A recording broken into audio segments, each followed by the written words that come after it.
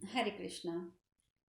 ये पुरुषों में श्रेष्ठ जरासंध प्राणियों के भीतर स्थित आत्मा की भांति सदा अकेला ही साम्राज्य लक्ष्मी का उपभोग करता है। अतः उसका और किसी उपाय से नाश होता नहीं दिखाई देता। उसके विनाश के लिए हमें स्वयं ही प्रयत्न करना होगा। अथवा यदि जरासंध को युद्ध में मारकर उसके पक्ष में रहने वाले शेष सैनिकों द्वारा हम भी मारे गए तो भी हमें कोई हानि नहीं है। अपने जाति भाइयों की संरक्षा में संलग्न होने के कारण हमें स्वर्ग की ही प्राप्ति होगी। यह सब सुनकर युधिष्ठिर महाराज ने पूछा, श्री कृष्ण, ये जरासंध कौन है? उसका बल और पराक्रम कैसा है जो प्रज्वलित अग्नि के समान आपका स्पर्श करके भी पतंग के समान जलकर भस्म नहीं हो पाया?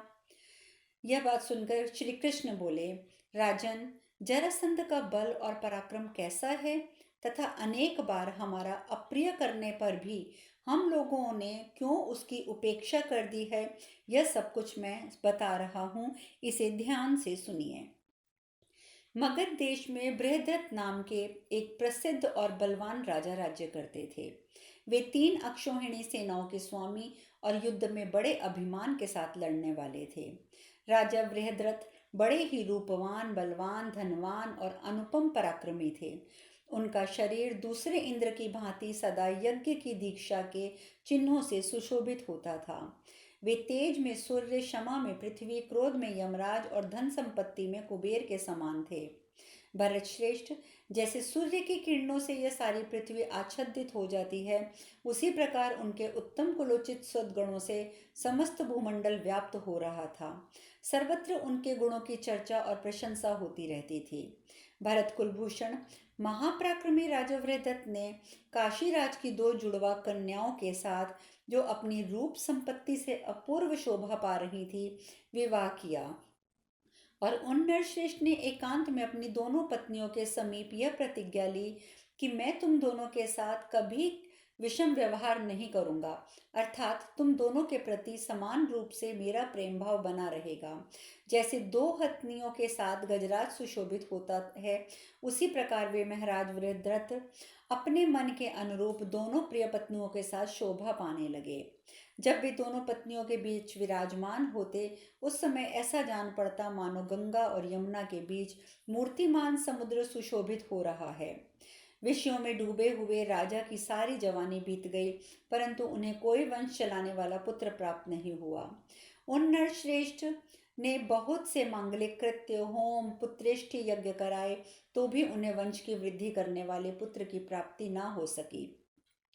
एक दिन उन्होंने सुना कि गौतम गोत्रीय महात्मा काक्षीवान के पुत्र परम उदार चंडक कौशिक मुनि तपस्या के उपरांत उपरत होकर अकस्मात इधर आ गए हैं और एक वृक्ष के नीचे बैठे हैं। ये समाचार पाकर राजा वृहद्रथ अपनी दोनों पत्नियों के साथ उनके पास गए और सब प्रकार के रत्नों, मुनि योजित उत्कृष्ट वस्तुओं की उन्हें भेंट देकर उन्हें संतुष्ट किया। महर्षि ने भी यथोचित वार्ता द्वारा बृहद्रथ को प्रसन्न किया। उन महात्मा की आज्ञा पाकर राजा उनके निकट बैठे। उस समय ब्रह्मर्षि चंड कौशिक ने उनसे पूछा, राजन, आपकी दोनों पत्नियों और पुरवासियों के साथ यहाँ तुम्हारे आगमन का क्या उद्देश्य है? तब राजा ने मुनि से कहा, भगवन, मेरा कोई पुत्र नहीं है। मुनि श्रेष्ठ, लोग कहते हैं कि पुत्रहीन मनुष्य का जन्म व्यर्थ है। इस बुढ़ापे में पुत्रहीन रहकर मुझे राज्य से क्या प्रयोजन है? इसलिए अब मैं दोनों पत्नियों के साथ तपोवन में रहकर तपस्या करूंगा। मुने, संतानहीन मनुष्य को ना तो लोक की प्राप्ति में कीर्ति प्राप्ति होती है, ना ही परलोक में अक्षय स्वर्ग की प्राप्ति होती है। तो जब मुझे कीर्ति भी नहीं मिलने, स्वर्ग भी नहीं मिलना, तो मैं इस राज्य का क्या करूंगा? राजा की ये बात सुनकर महर्षि को दया आ गई। तब धैर्य से संपन्न और सत्यवादी मुनिवर चंड कौशिक ने राजा बृहद्रथ से कहा, उत्तम व्रत का पालन करने वाले राजेंद्र, मैं तुम पर संतुष्ट हूँ। तुम इच्छा अनुसार वर मांगो। यह सुनकर राजा वृहद्रथ अपनी दोनों रानियों के साथ मुनि के चरणों में पड़ गए और पुत्र दर्शन से निराश होने के कारण नेत्रों से आंसू बहाते हुए गदगद वाणी में बोले, भगवान, मैं तो सब राज्य छोड़कर तपोवन की ओर चल पड़ा हूँ। मुझ अभागे और संतानहीन को वर और राज्य की क्या आवश्यकता? आगे भगवान श्री कृष्ण कहते हैं, राजा का ये कातर वचन सुनकर मुनि की इंद्रियां शुद्ध हो गईं, उनका हृदय पिघल गया। तब वे ध्यानस्थ हो गए और उसी आम्र वृक्ष की छाया में बैठे रहे। उसी समय वहां बैठे हुए मुनि की गोद में एक आम का फल गिरा। वह न हवा के चलने से गिरा था, ना ही किसी तोते ने अपनी फल से उस चोंच कोड़ाई थी। मुनिश्रेष्ठ चंड कौशिक ने उस अनुपम फल को हाथ में ले लिया और उसे मन ही मन अभिमंत्रित करके पुत्र की प्राप्ति कराने के लिए राजा को दे दिया।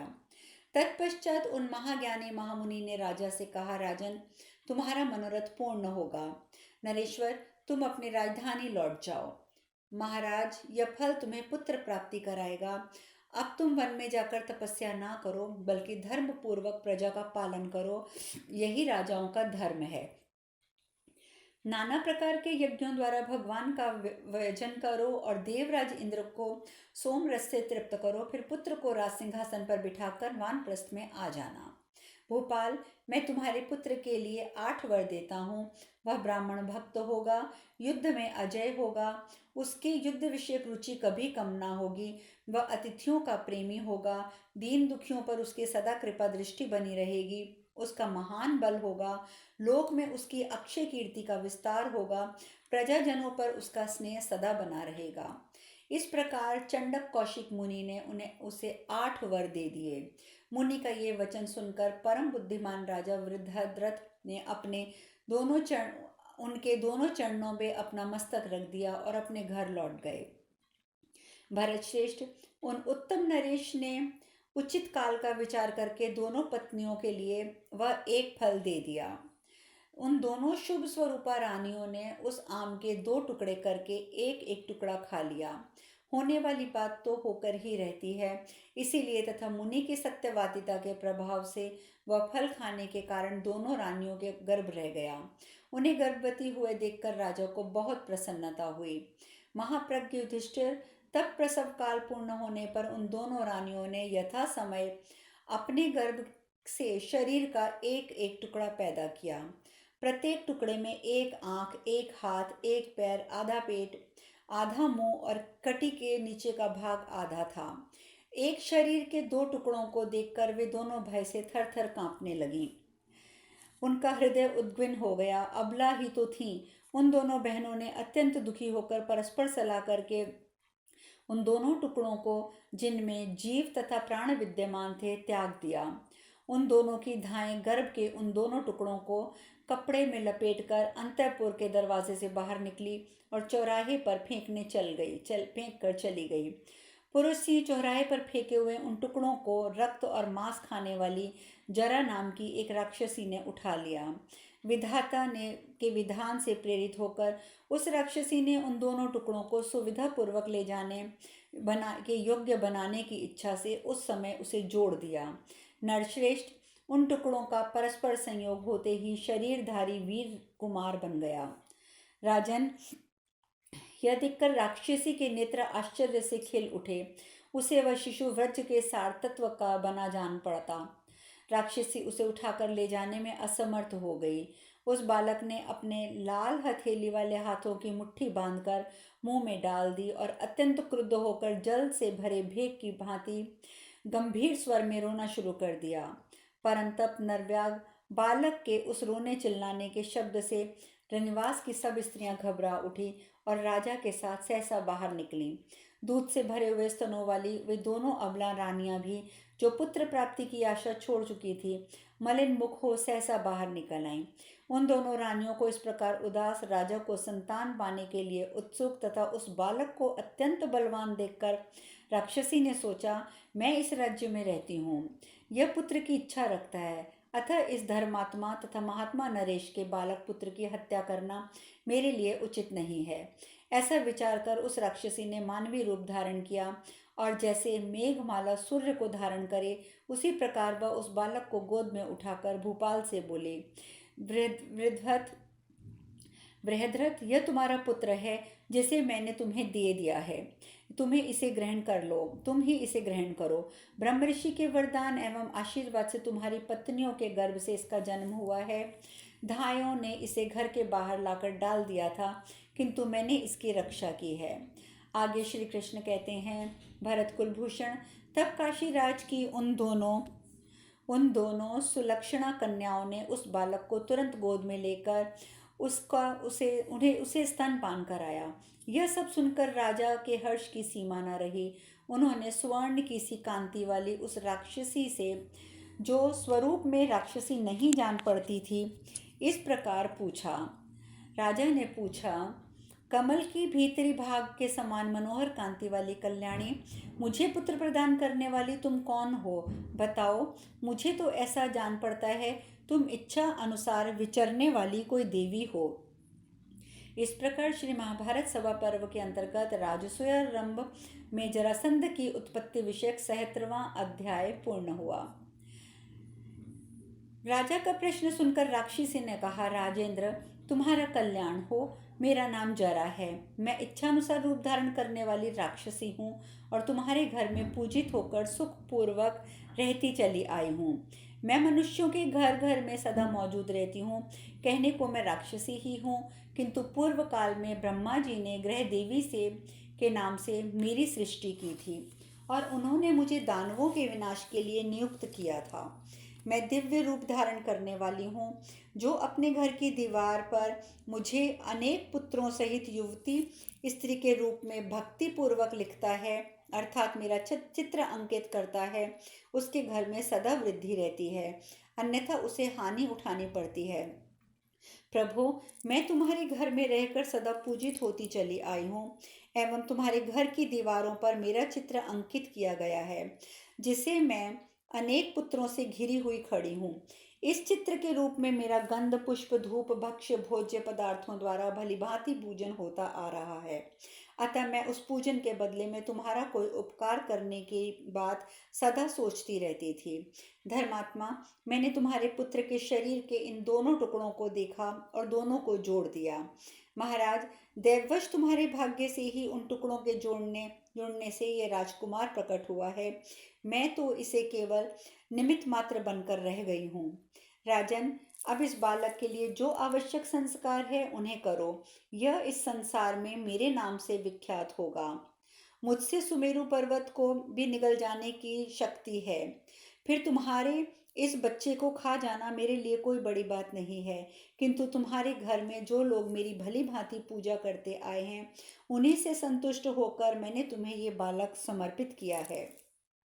भगवान श्री कृष्ण आगे कहते हैं, राजन, ऐसा कहकर जरा राक्षी वहीं अंतर्ध्यान हो गई और राजा उस बालक को लेकर अपने महल में चले गए। उस समय राजा ने उस बालक के जातक, कर्म आदि सभी आवश्यक संस्कार संपन्न किए और मगध देश में जरा राक्षसी के पूजन का महान उत्सव मनाने की आज्ञा दी। ब्रह्मा जी के साथ प्रभावशाली राजा वृत्रहत ने उस बालक का नाम रखा। उन्होंने जरा से संबंधित नाम जोड़ा, इसीलिए जरा ने इसको जोड़ा था, इसे संधित किया था, इसीलिए इसका नाम जरासंध हुआ।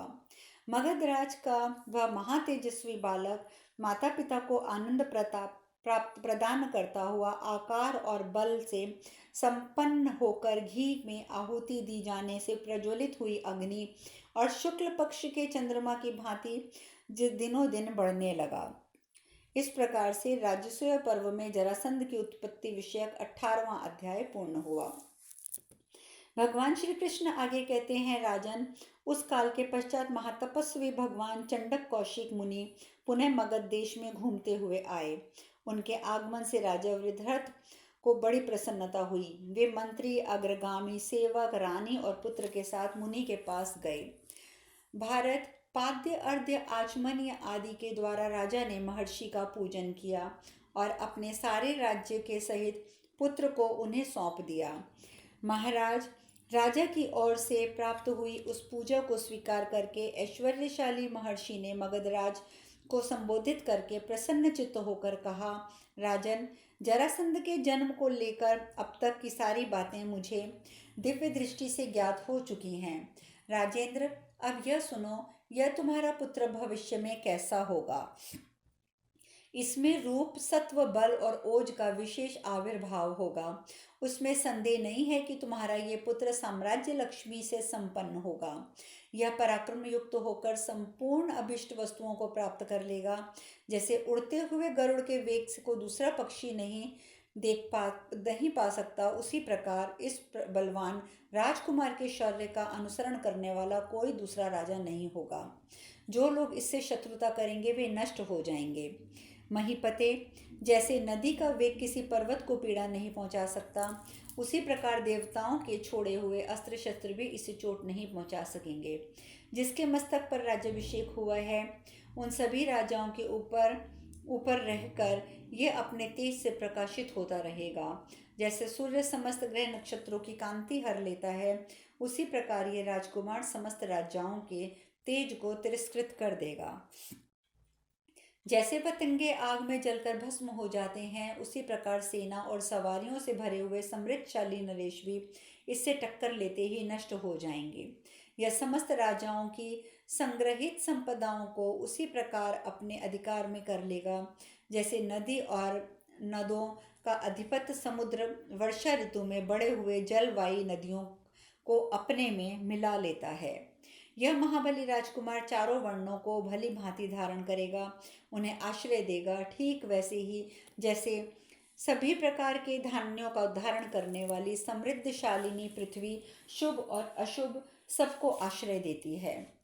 जैसे सब देहधारी समस्त प्राणियों के आत्मा रूप वायु देव के अधीन होकर, उसी प्रकार इस सभी नरेश इसकी आज्ञा के अधीन होंगे।